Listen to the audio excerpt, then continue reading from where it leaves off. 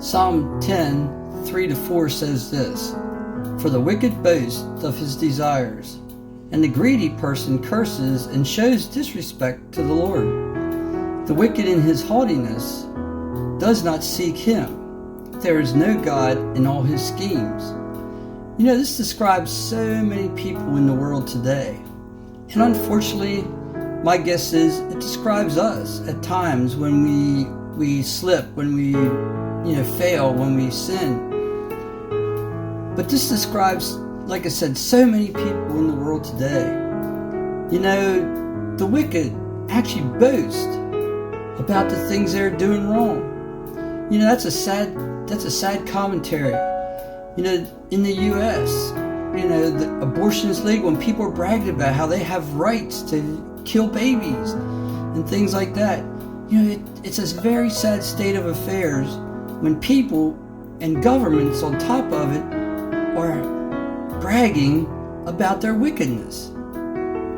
You know, and it says that, it goes on to say that the greedy person curses and shows disrespect to the Lord.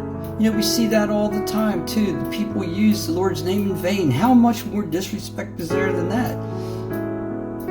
But the greed that motivates so many people in the world today.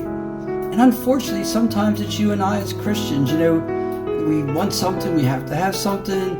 Maybe we are selling something, we don't quite tell all the details about it because we get maybe a lower price or not be able to sell it. You know, there's so many different ways that this manifests itself.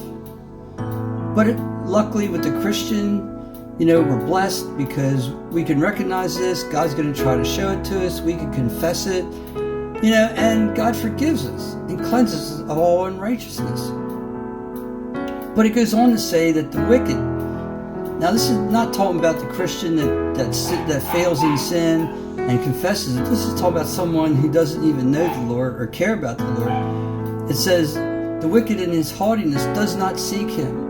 You know, so many people have heard about the Lord, but they don't seek him because they don't think they need him. They think they could do better on their own. And you know, that's so arrogant. You know, that shows so much pride. You know, everything they do, they think they're doing on their own. You know, they don't consider God in anything that they do. When in reality, they could not even take another breath. They couldn't do the evil unless God allows them to live.